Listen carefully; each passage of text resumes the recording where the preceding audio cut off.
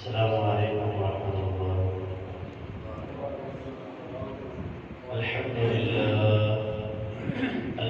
لله نحمده ونستعينه ونستغفره ونعوذ بالله من شرور أنفسنا ومن سيئات أعمالنا.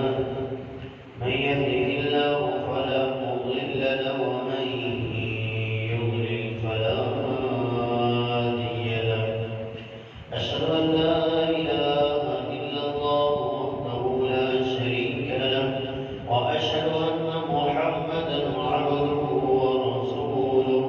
اللهم صل على محمد وعلى آل محمد كما صليت على إبراهيم وعلى آل إبراهيم إنك حميد مجيد. اللهم بارك على محمد وعلى آل محمد كما باركت على إبراهيم وعلى آل إبراهيم إنك حميد مجيد. أما بعد فإن أحسن الحديث كتاب الله وخير الهدي هدي محمد صلى الله عليه وسلم وشر الأمور محدثاتها وكل محدثة بدعة وكل بدعة ضلالة وكل ضلالة في النار. قال الله تبارك وتعالى في القرآن المجيد والفرقان الحميد: أعوذ بالله السميع العليم من الشيطان الرجيم.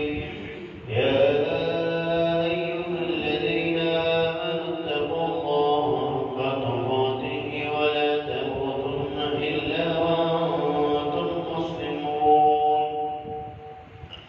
يا أيها الناس اتقوا ربكم الذي خلقكم من نفس واحدة وخلق منها زوجها وبث منهما رجالا كثيرا ونساء واتقوا الله الذي تساءلون به والأرحام إن الله كان عليكم رقيبا. يا أيها الذين آمنوا اتقوا الله وقولوا قولا سديدا يصلح لكم أعمالكم ويغفر لكم ذنوبكم ومن يطع الله ورسوله فقد فاز فوزا عظيما. قال الله تبارك وتعالى في مقام آخر: يا أيها الذين آمنوا اتقوا الله ولتنظر نفس ما قدمت لغد واتقوا الله إن الله خبير بما تعملون. तमाम किस्म की तारीफात किबरियाई व बड़ाई अल्लाह तबारक व तआला की जात के लिए खास है। अल्लाह ताला की अकीदा व बरकत हमद व सना के बाद आमीन ला तदा दरूद व सलाम इमामुल अंबिया सय्यदुल अंबिया जनाब मुहम्मद रसूलुल्लाह सल्लल्लाहु अलैहि वसल्लम की जात अक़दस में।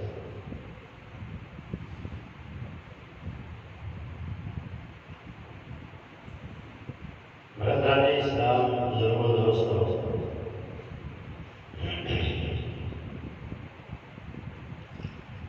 आज के हमारे खुतबा जुमा का उन्वान है इंसान और चार मकामात।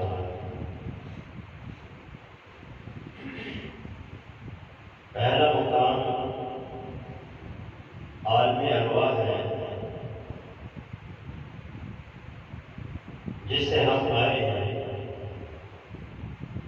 दूसरा मकाम आलमी दुनिया है जिसमें अब हम हैं। और इसके बाद आलम बरज़ख है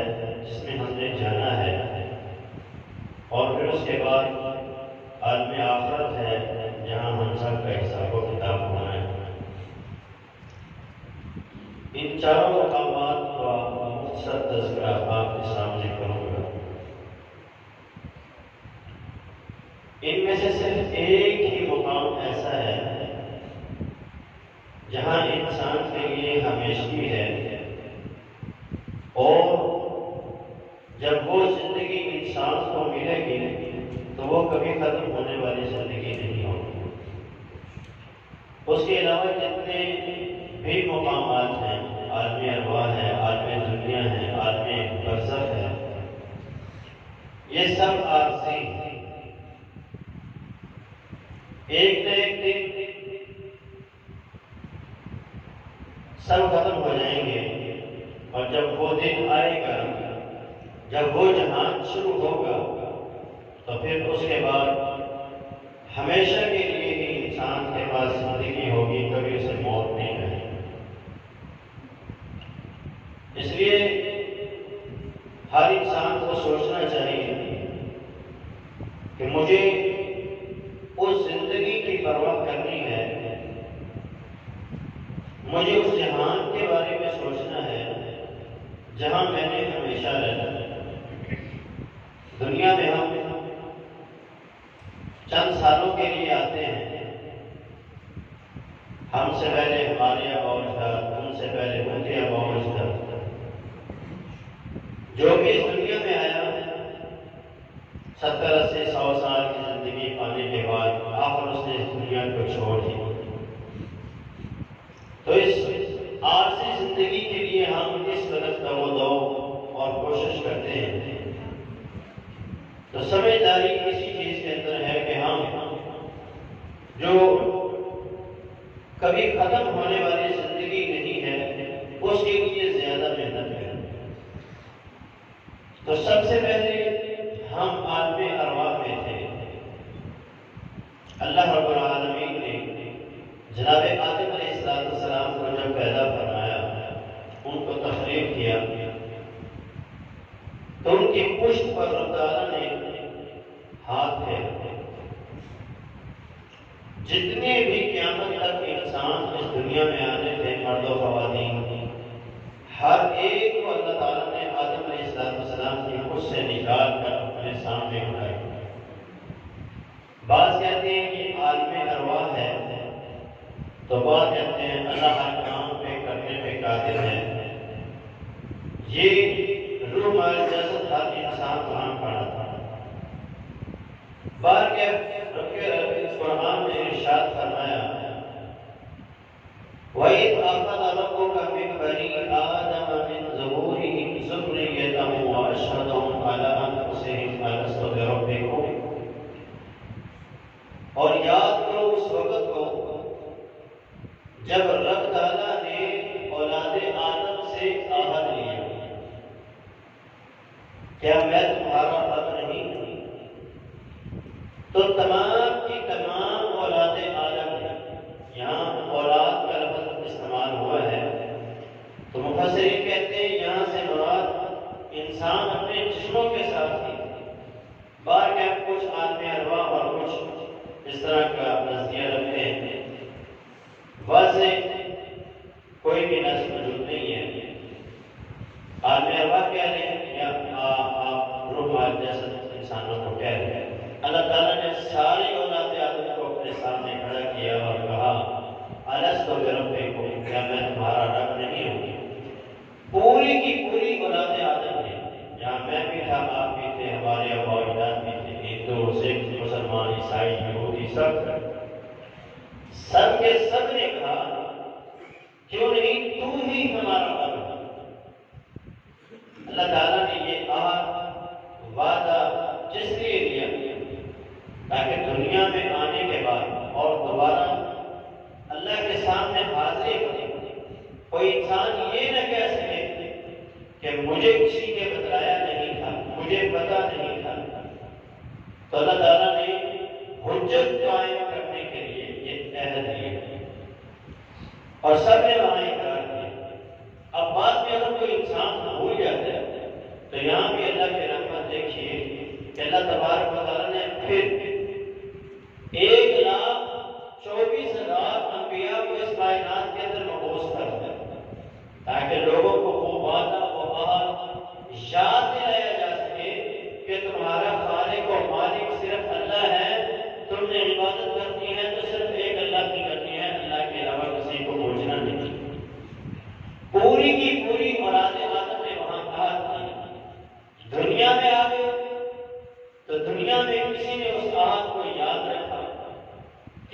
اس کو بنا دیا تو انبیاء اور رسول کا سلسلہ جاری و ساری ہو گیا تاکہ وہ وعدہ و عہد لوگوں کو یاد کروایا جا سکے۔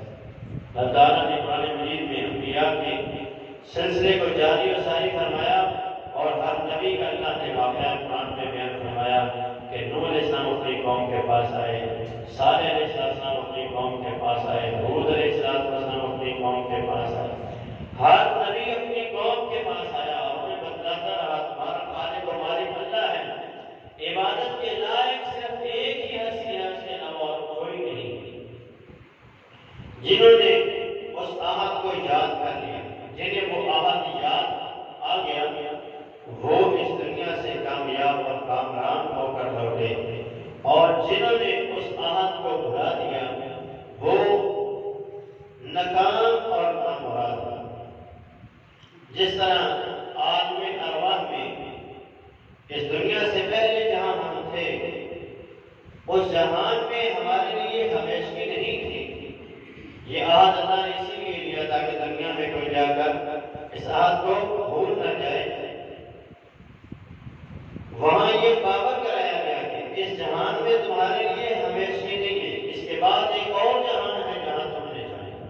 اور جب اس دنیا میں آ گئے تو پھر اس دنیا میں بھی ہمیں بتلایا گیا کہ یہ دنیا بھی تمہارے لیے عارضی ہے، ہمیشہ کے لیے نہیں ہے۔ اس زمین پر ہم ہمیشہ رہنے کے لیے نہیں آئے۔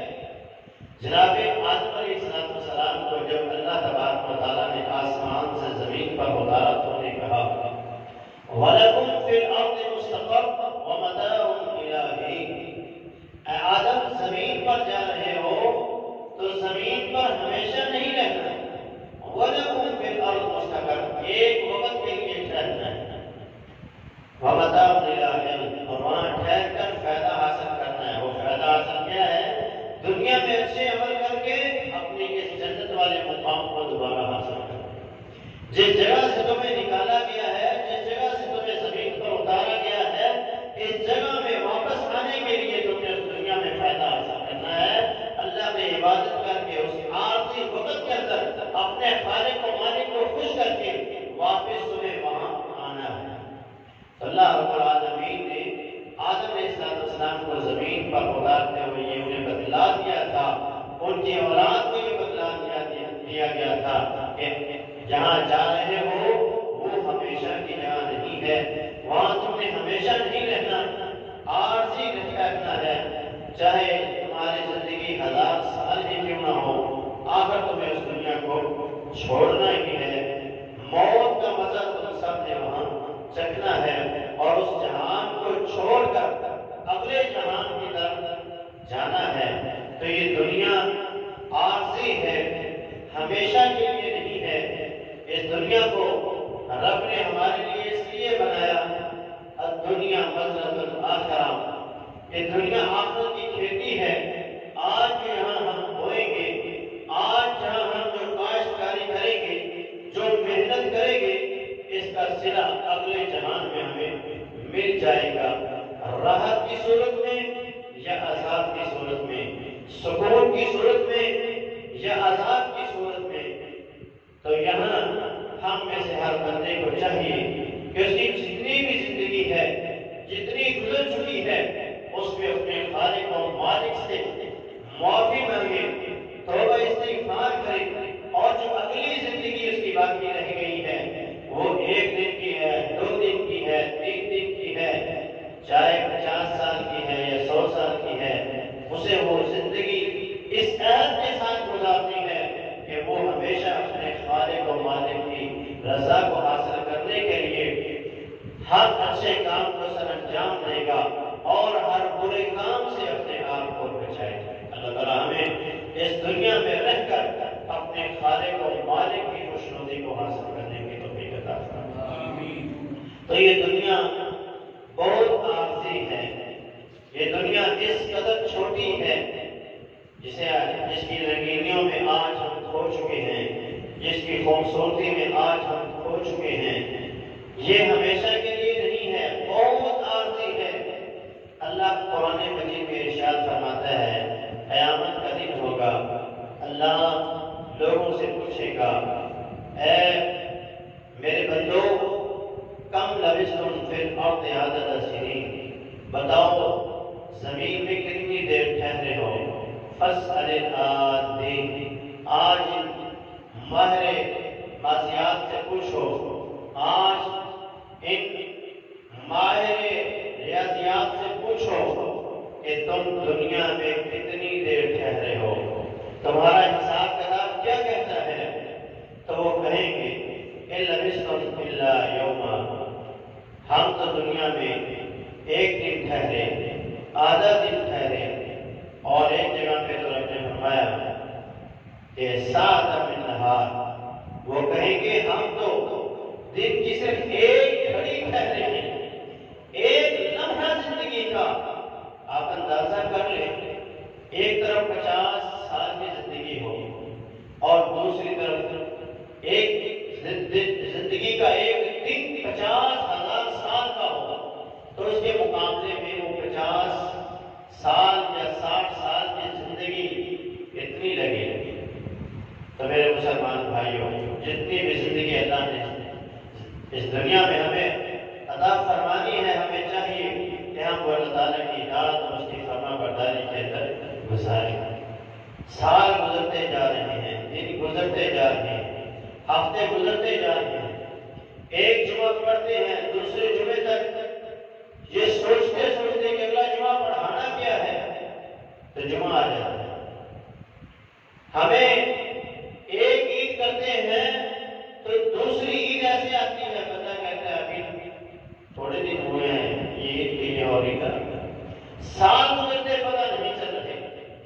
زندگی کی جو عمارت ہے اس کی ایک ایک اینٹ گرتی جا رہی ہے، اور ہم خواب غفلت میں ایسے سوئے ہوئے ہیں کہ ہمیں ہوش نہیں آ رہی، اور یہ ہوش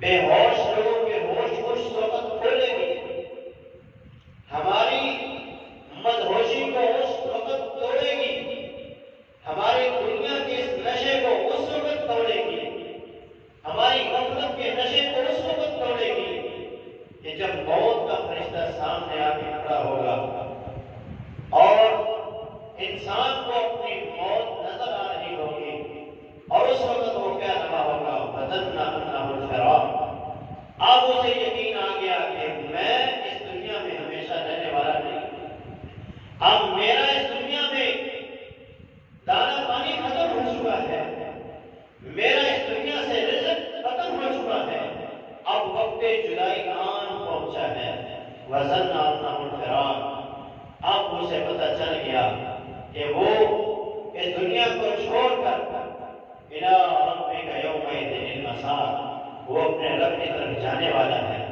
اپنے رب کی طرف پہنچنے والا ہے، اور پھر اس کی آنکھیں کھلیں گی۔ اللہ کہتا ہے أَلْهَاكُمُ التَّكَاثُرُ حَتَّىٰ زُرْتُمُ الْمَقَابِرَ، تم دنیا کی غفلت، مال کی محبت کے اندر ایسے غافل ہو گئے اللہ سے، ایسے دور ہو گئے اللہ سے کہ تمہیں اس وقت پتہ چلا کہ جب تم نے قبروں کی زیارت، جب قبروں میں پہنچے تو پھر پتہ چلا کہ میں تو اپنی زندگی کو برباد کر بیٹھا۔ انسان کو اس وقت پتہ چلے گا جب اس کے عزیز و اقارب، اس کے رشتہ دار، اس کے دوست احباب، اس کے بہن بھائی اسے اپنے کندھوں پر اٹھائیں گے اور اسے قبر میں ڈال کر جب واپس لوٹیں گے، إِنَّهُ لَيَسْمَعُ قَرْعَ نِعَالِهِمْ، اللہ کے رسول فرماتے ہیں اس وقت وہ ان کے جاتے ہوئے قدموں کی چاپ کو سنے گا۔ ذرا تصورات دنیا میں جا کر، تنہائیوں میں بیٹھ کر کبھی یہ سوچے تو صحیح کہ میں قبر میں اس حالت میں بیٹھا ہوں، قبر کے اندھیرے میرے پاس ہوں، قبر کی تنہائیاں میرے پاس ہوں، اور مجھے اس طرح اٹھا کے بٹھا دیا جائے اور مجھے میرے عزیز و اقارب کے جاتے ہوئے قدموں کی چاپ کو سنایا جائے، تو اس وقت میری کیا حالت ہوگی، اس وقت میری کیا کیفیت ہوگی۔ یہ کیفیت جب انسان کی تنہائیوں میں بچ جائے گی، یقیناً انسان کی زندگی کے اندر انقلاب آ جائے گا، وہ دنیا میں اپنے آنے کے مقصد کو پہچان لے گا۔ وَمَا خَلَقْتُ الْجِنَّ وَالْإِنسَ إِلَّا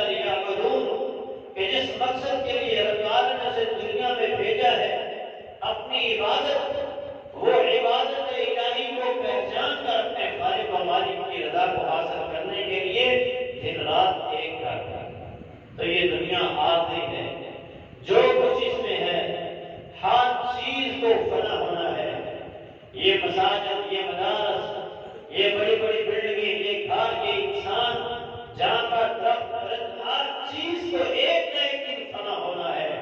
رب تعالیٰ فرماتا ہے کل من علیہا فان، ہر ذی شعور چیز، ہر فہم و فراست رکھنے والی چیز اس کو فنا ہونا ہے۔ ہر جاندار چیز سے موت کا مزہ چکنا ہے۔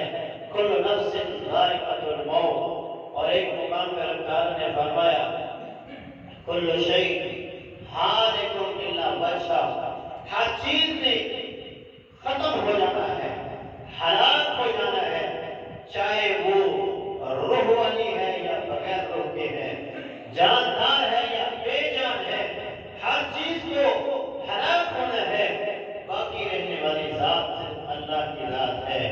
تو ہر انسان کو سوچ لینا چاہیے آخر موت ہے اور موت کا سامنا مجھے کرنا ہے، تو مجھے موت کیسے آنی چاہیے، میری موت کیسے ہونی چاہیے۔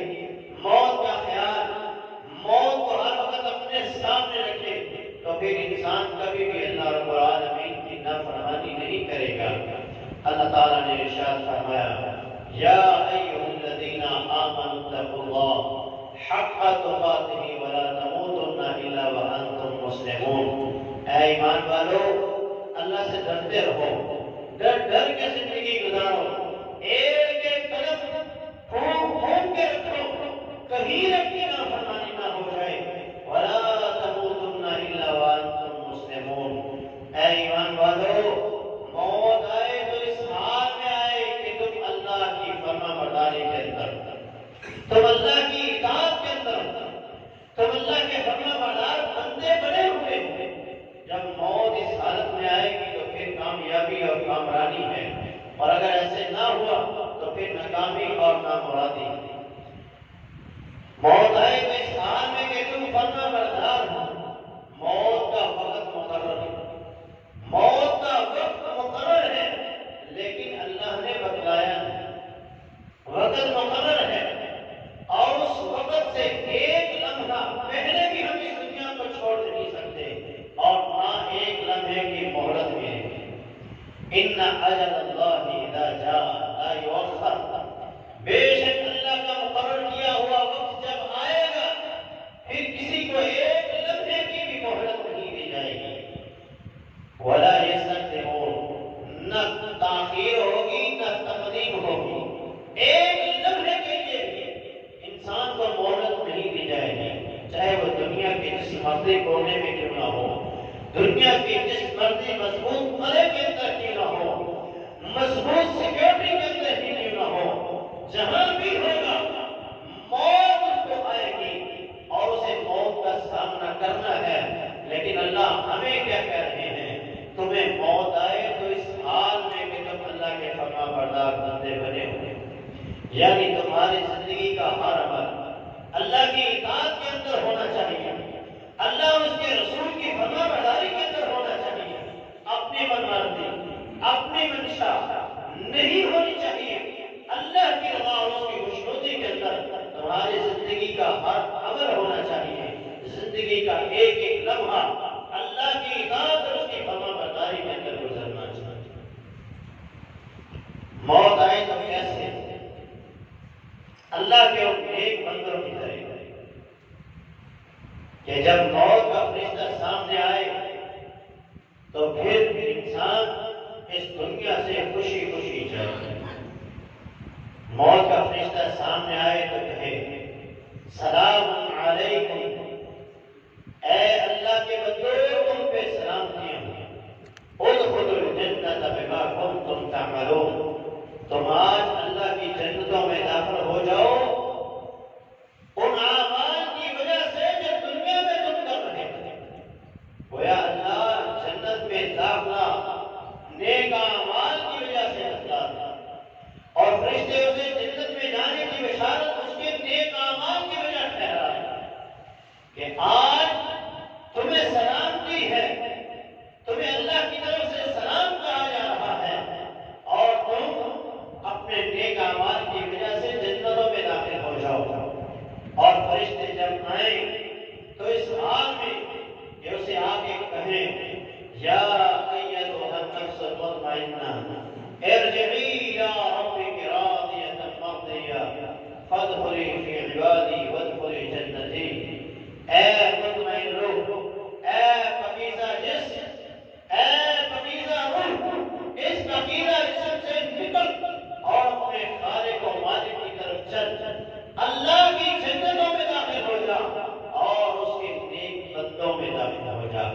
اللہ ہمیں ان لوگوں میں شامل فرمائے۔ فرشتے سلام کہیں، جنتوں کی بشارتیں ملیں، تو جب کسی بھی مومن کو یا کسی بھی انسان کو کوئی خوشی کی خبر ملتی ہے تو اس کے چہروں پہ مسکراہٹ آ جاتی ہے۔ تو مومن جب اس دنیا سے جاتا ہے تو مسکراتے ہوئے جا رہا ہوتا ہے، کیونکہ وہ اپنے خالق و مالک کی ملاقات کے لیے، اللہ کی جنتوں میں داخل ہونے کے لیے جا رہا ہے۔ مومن کی جب موت ہوتی ہے تو اس کے ماتھے پر پسینہ آ جاتا ہے۔ نبی علیہ السلام نے فرمایا المؤمن یموت بعرق الجبین، مومن کی پیشانی پہ موت کے وقت پسینہ آتا ہے، یہ مومن کی موت کی علامت ہے۔ موت کے وقت کئی دفعہ سختیاں بھی آتی ہیں، موت سے پہلے بھی سختیاں آتی ہیں، سکرات الموت، حمرات الموت، یہ بہت سخت معاملہ ہے۔ اللہ کے رسول صلی اللہ علیہ وسلم اللہ تعالیٰ سے دعا کر رہے تھے اپنے آخری لمحات میں، اللہم اعنی علی سکرات الموت، اللہم اعنی علی حمرات الموت، اللہ موت کی سختیوں میں میری مدد کر، اللہم بالرفیق الاعلی، اللہ میں تیری رفاقت چاہتا ہوں۔ آپ ان کلمات کو پڑھتے جائیں تو یہ اس بات کی علامت ہے کہ کبھی مومن پہ بھی سختی آ سکتی ہے۔ مومن پہ جو سختی موت کے وقت آتی ہے، بیماریوں کے اندر کئی دفعہ مومن کو اللہ مبتلا کر دیتا ہے، اسے جو جسمانی تکلیف ہوتی ہے اس کے بدلے اللہ اس کو جنت میں اس تکلیف کے بدلے اسے درجات کو بلند کرتے ہیں۔ حدیث ہے رسول اللہ صلی اللہ علیہ وسلم، آپ نے ارشاد فرمایا کہ ایک بندے کے لیے جنت میں اللہ نے ایک مقام تیار کیا ہے، لیکن اس کے عمل اتنے نہیں ہیں کہ اس مقام تک پہنچ سکے، تو پھر اللہ تعالیٰ اسے موت سے پہلے بیماری کے اندر مبتلا کر دیا، اسے کوئی تکلیف ہوئی اور اس تکلیف کے بدلے اللہ اس کو جنت میں اس مقام تک پہنچا دیا۔ تو ہمیں بھی جو ہمارے عزیز و اقارب، ہمارے گرد و نواح میں جو ہمارے پیارے فوت ہوتے ہیں، کئی دفعہ وہ بیماری کے اندر، اذیت کے اندر اس دنیا سے جاتے ہیں، تو لوگوں کی زبانوں پہ یہ کلمات سنے جاتے ہیں کہ پتہ نہیں کیا پاپ کرتا رہا، دنیا میں کیا کچھ کرتا رہا کہ جس وجہ سے اس طرح یہ سسک کے بارے میں۔ تو اس طرح کا کلمہ اپنی زبان پہ مت لائیے، اپنے عزیز و اقارب کے بارے میں حسن ظن رکھیے اور اللہ سے اپنے فوت شدگان کے بارے میں یہ امید رکھیں کہ ان کو جو دنیا میں تکلیف پہنچی ہے، ہمارا خالق و مالک بڑا رحیم ہے، وہ اس تکلیف کے بدلے جنت میں ان کے درجات کو بلند کرے۔ تو اس طرح کا ذہن ہمیشہ اپنے فوت شدگان کے بارے میں رکھا کریں، کبھی بھی کسی کے بارے میں بھی بد سوچنا نہیں۔ اس دنیا میں ہمارے لیے ہمیشگی نہیں ہے، جس طرح عالم ارواح میں ہمیشگی نہیں تھی، اس دنیا میں بھی ہمیشگی نہیں تھی۔ موت کا سامنا ہمیں ہر ایک دن کرنا ہے، موت آئے تو اس حال میں آئے کہ اللہ کی اطاعت اور فرما برداری کرنی ہے، اور جب موت آ گئی، موت کے بعد اس دنیا سے ہمارا تعلق ختم ہو جاتا ہے، اس دنیا سے ناطا ٹوٹ جاتا ہے۔ اب ہمارا اس دنیا سے تعلق ختم ہو جائے گا جب موت ہمیں آئے گی، اور اس کے بعد ہمارا اگلا جہان شروع ہو جائے گا، جسے عالم برزخ کہتے ہیں، عالم قبر کہتے ہیں۔ قبر میں جب مومن کو پہنچایا جاتا ہے، اس کا جنازہ اس کے گھر سے اٹھایا جاتا ہے، اللہ کے رسول فرماتے ہیں نیک روح جو ہوتی ہے وہ بھی علیین پہ اپنی حاضری لگوانے کے بعد واپس دنیا میں آ جاتی ہے، اور وہ کہتے ہیں قدمونی قدمونی، مجھے میری منزل کی طرف جلدی جلدی پہنچا۔ اور جب اللہ کے نافرمان کافر ظالم بدبخت کی میت کو اٹھایا جاتا ہے تو اس کی کوئی روح جو ہے وہ بھی سجین سے جہنم میں ایک مقام ہے، وہاں اس کی حاضری لگتی ہے، حاضری لگنے کے بعد وہ بھی دنیا میں آ جاتی ہے، اور وہ کہتی ہے وہی حکم تمہاری ہلاکت ہو، تم مجھے کہاں لے کے جاتے ہو؟ تو اللہ کے رسول فرماتے ہیں تمہارا جب کوئی عزیز موت ہو جائے تو اس کو جلدی دفن کر دو، اگر نیک ہے تو اپنی جنت والی اعلیٰ مقام پہ جلدی پہنچ جائے گا، اور اگر وہ بد ہے، برا ہے، تو اس کا بوجھ ہمارے قدموں سے گزر جائے گا۔ تو جب بھی کوئی فوتگی ہوتی ہے تو اس کو زیادہ لیٹ نہیں کرنا چاہیے، جتنا جلدی سے جلدی ہو اس کو دفنا دینا چاہیے۔ اب میت کو اٹھایا گیا، میت کو لا کے قبر میں رکھ دیا گیا۔ اللہ کے رسول فرماتے ہیں ہر بندے کو اس کی قبر دباتی ہے، یہاں تک دباتی ہے کہ کئیوں کی جو بستیاں ہیں وہ ادھر کی ادھر کو چلی جاتی ہیں اور ادھر کی ادھر کو چلی جاتی ہیں، اور وہ بال کی طرح باریک ہو جاتی ہیں۔ اس میں محدثین نے اس کی شروحات حدیث میں پیش کی ہیں کہ مومن کو بھی دباتی ہے، کافر کو بھی دباتی ہے۔ مومن کو اس طرح دباتی ہے جس طرح ہم اپنے کسی پیارے کو دباتے ہیں جب اسے کوئی تکلیف ہوتی ہے، جس طرح ہم اس کو دباتے ہیں تو اسے سکون ملتا ہے۔ قبر مومن کو بھی دباتی ہے، اور اس کو ایسے دباتی ہے جیسے اس کو سکون ملتا ہے، لیکن جب اللہ کا نافرمان بھاگی قبر میں جاتا ہے تو اس کو بھی دباتی ہے اور اس کو تکلیف دینے کے لیے دباتی ہے۔ اللہ رب العالمین ہمیں قبر کے دبانے سے محفوظ فرمائے، اور اللہ ہماری قبر کو ہمارے لیے اور ہمارے عزیز و اقارب اس دنیا سے چلے گئے ان کی قبروں کو اللہ تعالیٰ راحت والی ان کے لیے بنا دے، سکون والی۔ پھر اس کے پاس پھر اس پر مٹی ڈالی جاتی ہے۔ تو یہاں پہ بھی دیکھیں دنیا میں محبت کا انداز اور ہے، مرنے کے بعد اور ہے۔ آپ کو جو سب سے زیادہ محبت کرنے والا ہوگا وہ قبر میں پہلے اترے گا، آپ کو قبر میں رکھے گا، پھر وہ آپ کے اوپر پھٹے ڈالے گا، پھر وہ سب سے زیادہ مٹی وہ آپ کے اوپر ڈالے گا۔ دنیا میں محبت کیا تھی کہ وہ آپ کے جسم پر مٹی، آپ کے کپڑوں پر مٹی لگنے نہیں دیتا، لیکن آج محبت کا انداز دیکھیے بدل گیا ہے، وہ سب سے زیادہ مٹی آپ پہ ڈال رہا ہے جو سب سے زیادہ آپ کو محبت کرنے والا ہے۔ تو یہ موت بڑی عجیب چیز ہے جو محبت کے انداز بدل دیتی ہے، انسان سے بہت کچھ چھین لیتی ہے۔ اس لیے ہر بندے کو چاہیے کہ وہ اپنی آخرت کی فکر کرے۔ اللہ کہتا ہے قوا انفسکم واہلیکم نارا، سب سے پہلے اپنے آپ کو جہنم سے بچاؤ، اپنے آپ کو قبر کے عذاب سے بچاؤ، اپنے آپ کو اللہ کی گرفت سے بچاؤ، پھر اپنے گھر والوں کو، عزیز و اقارب کو، پھر دوسرے لوگوں کو۔ یہ نہیں کہ انسان دوسروں کی اصلاح کرتا رہے، دوسروں کو تو لیکچر دیتا رہے، لیکن نہ اپنے بارے میں سوچے، نہ اپنے گھر والوں کے بارے میں سوچے۔ ہر بندے کو چاہیے پہلے وہ اپنے آپ کے بارے میں سوچے، پھر اپنے گھر والوں کے بارے میں، پھر دوسرے مسلمانوں کے بارے میں۔ تو قبر میں جب انسان کو رکھا جاتا ہے پھر اس پر مٹی ڈال دی جاتی ہے، اس کے پاس پھر دو فرشتے آتے ہیں۔ دنیا میں کیا کر کے آیا اس کی تھوڑی سی جھلک یہاں اللہ سوال و جواب کی شکل میں اس سے دیتے ہیں کہ اس کی زندگی آگے کیسی ہونے والی ہے۔ اسی لیے سیدنا عثمان رضی اللہ عنہ جب قبر کو دیکھتے تو بہت زیادہ روتے۔ تو لوگ کہتے عذاب جہنم کا ذکر بھی ہوتا ہے، اللہ کے اور عذابات کا ذکر بھی ہوتا ہے، لیکن آپ کو اس قدر ہم نے کبھی روتے ہوئے نہیں دیکھا جیسے آپ قبر کو دیکھ کر روتے ہیں۔ تو اس وقت سیدنا عثمان رضی اللہ عنہ نے کہا تھا لوگوں ان القبر اول المنازل من منازل الاخرہ، قبر آخرت کی منزلوں میں سے پہلی منزل ہے، آخرت کی گھاٹیوں میں سے پہلی گھاٹی ہے۔ اگر انسان یہاں پر کامیاب ہو گیا تو پھر آگے بھی کامیاب ہے، اور اگر یہیں پہ فیل ہو گیا پھر وہ آگے بھی فیل ہے۔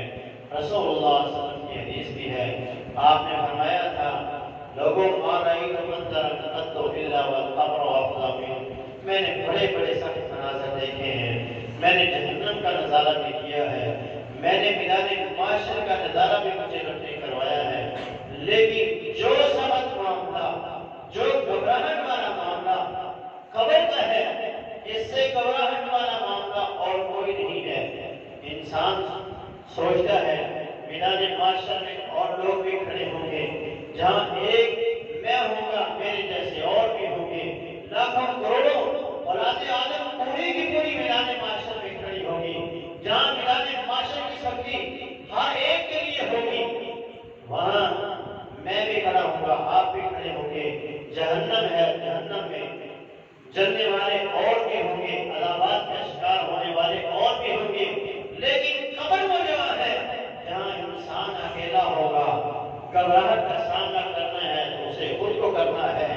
جہنم قبر کے عذابات کا سامنا کرنا ہے تو اس اکیلے کو کرنا ہے، اور اگر راحت والا ہے تو وہ اکیلے اس کے لیے ہے، کسی اور کے لیے نہیں ہے۔ اسی لیے آپ نے فرمایا لوگوں قبر کا معاملہ سب سے زیادہ گھبراہٹ والا معاملہ ہے، سب سے زیادہ پریشان کن معاملہ ہے۔ کس قدر گھبراہٹ والا معاملہ ہے، کس قدر اس کے عذابات سخت ہیں۔ آپ نے فرمایا لولا ان تدافعوا لدعوت اللہ ان یسمعکم عذاب القبر، اگر مجھے یہ ڈر نہ ہوتا کہ تم اپنے مردوں کو دفنانا چھوڑ دو گے تو پھر میں اللہ سے یہ دعا کرتا کہ اللہ تم کو تھوڑا سا عذاب قبر سنا دے، لیکن پھر میں نے اس ڈر کی وجہ سے کہ تم لوگ مردوں کو دفنانا چھوڑ دو گے، اس لیے میں نے اللہ سے یہ دعا نہیں کی۔ ایک اور حدیث میں ہے، سید اسماء رضی اللہ عنہ اس حدیث کی راوی ہیں، فرماتی ہیں اللہ کے رسول نے ایک دفعہ خطبہ دیا، زجر مسلمون زجا، مسلمانوں کی چیخیں نکل گئی، مسلمانوں کی چیخیں نکل گئی تو رونے کی آوازیں مسجد میں بلند ہو گئی۔ مجھے سمجھ نہ آئی کہ اللہ کے رسول نے کون سی بات کہی کہ جس پر مسلمانوں کی چیخیں نکل گئی، تو میں نے اپنے قریب والے بندے سے پوچھا کہ اللہ کے رسول نے وہ کون سی بات کہی ہے کہ جس پر مسلمان اس قدر زاروں کے در ہونے لگے، تو فرمانے لگی، اس بندے نے مجھے کہا کہ اللہ کے رسول نے فرمایا وَلَقَدْ أُوحِيَ إِلَيَّ أَنَّكُمْ تُحْشَرُونَ فِي الْقُبُورِ قَرِيبًا مِنْ فِتْنَةِ الْمَسِيحِ الدَّجَّالِ۔ اے لوگوں، میری طرف اللہ نے ابھی وحی کی ہے کہ تم کو تمہاری قبروں کے اندر مسیح دجال کے فتنے کے قریب قریب آزمایا جائے گا۔ مسیح دجال کا فتنہ کتنا بڑا فتنہ ہے، دنیا کے تمام فتنوں سے سب سے بڑا فتنہ مسیح دجال کا فتنہ ہے۔ اللہ کے رسول فرماتے ہیں ہر نبی نے اپنی امت کو اس کے فتنے سے پناہ مانگنے کے اللہ کو حکم دی، میں بھی تمہیں یہ حکم دیتا ہوں کہ تم بھی اللہ سے اس کے فتنے کی پناہ طلب کرنا۔ آپ نے فرمایا جب یہ دنیا میں ظہور کرے گا تم اپنے آپ کو اپنے گھروں میں بند کر لینا، اس کے سامنے مت آنا، کیونکہ یہ بہت بڑا فتنہ ہے، اس قدر بڑا فتنہ ہے کہ مردے کو کہے گا زندہ ہو جا تو وہ زندہ ہو جائے گا، زندہ آدمی کو کہے گا مر جا تو وہ مر جائے گا، پھر اسے کہے گا زندہ ہو جا تو وہ زندہ ہو جائے گا۔ اس قدر اس کے بعد پاورفل جادو رب نے سے عطا فرمایا ہوگا۔ یہ کیونکہ آزمائش ہے دنیا میں انسانوں کے لیے، ہم تو یہ تماشے والے جو ہوتے ہیں نا، جب وہ ہاتھوں کی صفائی ہمیں دکھاتے ہیں تو ہم متاثر ہو جاتے ہیں۔ جب اتنا بڑا فتنہ انسان کے سامنے کھڑا ہو کہ وہ آسمان کو حکم دے کہ بارش برسا، آسمان بارش برسانا شروع ہو جائے، زمین کو کہے فصل ہوگا تو زمین فصل اگائے، زمین ہری بھری ہو جائے، تو جو کمزور ایمان والے ہیں وہ تو فوراً اس کے اوپر ایمان لیں۔ اس لیے آپ نے فرمایا اپنے آپ کو گھروں میں بند کر لینا، پہاڑوں کی سروں میں اپنے آپ کو بند کر لینا، لیکن اس کے سامنے نہ آنا۔ لیکن آپ نے ساتھ میں امت کو ایک ایسا عمل بھی بتلایا، فرمایا جو بندہ اس عمل کو اختیار کر لے گا وہ بندہ اس کے فتنے سے محفوظ ہو جائے گا۔ اور وہ کیا ہے؟ آپ نے فرمایا سورہ کہف کو جمعے والے دن پڑھنے والا بندہ اگلے جمعے تک ہر قسم کے دنیا کے فتنے سے محفوظ ہو جائے گا۔ اسی طرح آپ نے جو بندہ اس کی پہلی 10 آیات کو یاد کر لیتا ہے اور روزانہ اس کی تلاوت کرتا ہے، اس کو پڑھتا رہتا ہے، وہ بندہ اس دجال کے فتنے سے اپنے آپ کو بچا لے گا۔ حتیٰ کہ اگر کوئی بندہ دجال کے سامنے جا کر ان 10 آیات کی تلاوت کرے گا تو دجال کا جادو اس کے اوپر اثر نہیں کرے گا۔ تو اس لیے ان 10 آیات کو یاد کریں، سورہ کہف کی پہلی 10 آیات کو یاد کریں، روزانہ پڑھیں۔ جب دجال کا جادو آپ پہ اثر نہیں کر سکے گا تو یہ دنیا کے چھوٹے موٹے جو محلوں کے اندر پیر فقیر مولوی جو یہ جادو ٹونا کرتے ہیں، تویز دھاگا کرتے ہیں، ان کا اثر بھی آپ پہ کبھی نہیں ہوگا انشاءاللہ۔ جب آپ پورے وصول کے ساتھ، پورے یقین کے ساتھ ان 10 آیات کی تلاوت روزانہ کریں گے، دنیا کے ہر فتنے سے اللہ آپ کو محفوظ فرما دے۔ تو قبر کا فتنہ بہت بڑا فتنہ ہے، بہت بڑی آزمائش ہے اور بہت سخت اور گھبراہٹ وہ جگہ ہے، وہاں پہ بھی ہم میں سے ہر ایک نے جانا ہے۔ کل نفس ذائقۃ الموت، ہر جان نے موت کا مزہ چکھنا ہے۔ الموت قد نفس شاربوها والقبر باب كل نفس داخلوها. موت ایسا جام ہے جسے ہر انسان نے پینا ہے، اور قبر ایسا دروازہ ہے جہاں سے ہر ایک نے گزرنا ہے. ہم میں سے ہر ایک نے ان قبروں میں جانا ہے. اللہ کے رسول فرماتے ہیں لو تعلمون ما اعلم لضحكتم قليلا ولبكيتم كثيرا. اگر تم جان لو جو میں جانتا ہوں تمہاری ہنسیاں بند ہو جائیں، تم روتے ہی رہو، بیویوں کو بستروں میں چھوڑ دو، کاروبار چھوڑ دو، پھر جنگلوں کی طرف نکل جاؤ وتجرؤون الى الله، اور پھر وہاں رو رو کر اللہ کو مناؤ کہ ہمارا اللہ ہم سے راضی ہو جائے، ہماری غلطیاں اللہ ہمیں ہماری معاف فرما دے. اگر انسان وہ کچھ جان لے جو اللہ کے رسول صلی اللہ علیہ وسلم جانتے ہیں. آپ نے فرمایا لو يعلم المرء ما يأتيه من بعد الموت ما أكل أكلة ولا شرب شربة. اگر انسان جان لے کہ موت کے بعد اسے کن حالات کا سامنا ہے تو پانی کا ایک بوند اس کے حلق سے نیچے نہ اترے، کھانے کا ایک لقمہ اس کے حلق سے نیچے نہ جائے. اس لیے قبر کی تیاری کریں. قبر کے بعد عالم آخرت ہے جہاں ہم میں سے ہر ایک نے جانا ہے، اور زندگی کے ایک ایک لمحے کا، زندگی کے ایک ایک عمل کا ہم میں سے ہر ایک نے حساب دینا ہے. اللہ کے رسول صلی اللہ علیہ وسلم فرماتے ہیں ابن آدم اپنے پاؤں کی پٹی کو چھوڑ نہیں سکے گا، اپنے قدم ہلا نہیں سکے گا یہاں تک کہ وہ اللہ کے 5 سوالوں کے جواب نہ دے دے. کہ اللہ پوچھے گا تجھے زندگی دی تھی کہاں صرف کر کے آیا، تجھے زندگی میں ایک بہترین طاقت والا حصہ جوانی کیا تھا اس کو کہاں لگا کے آیا.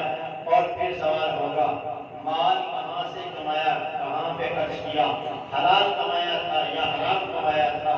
پھر حلال کمایا تھا تو حلال کمانے کے بعد ان کو حلال جگہوں پہ خرچ کیا تھا یا حرام جگہوں پہ خرچ کیا تھا، علم کتنا تھا اور عمل کتنا کیا ہے.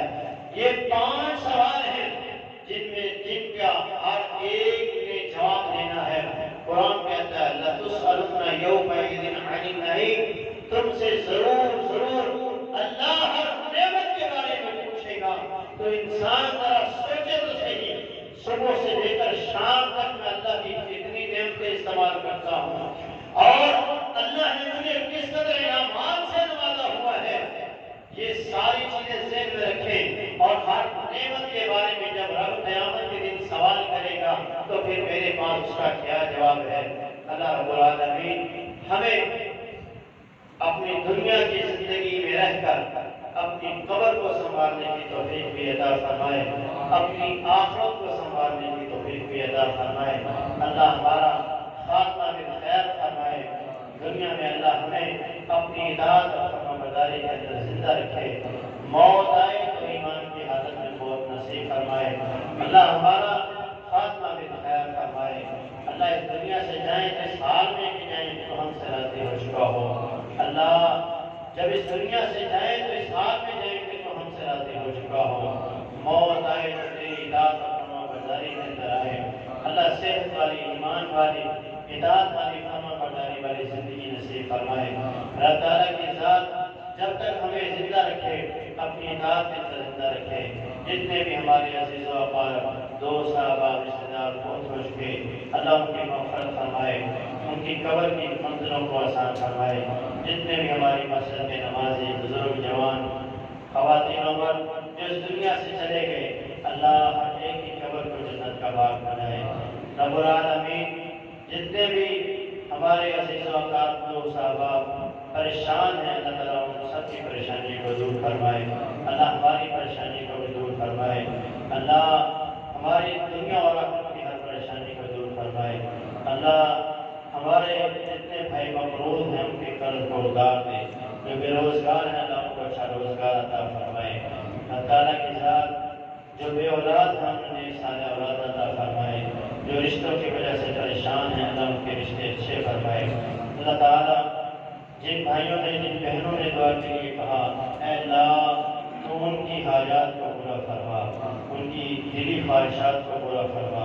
اللہ تعالیٰ دنیا میں جہاں جہاں مسلمان مجبور و مقبول ہیں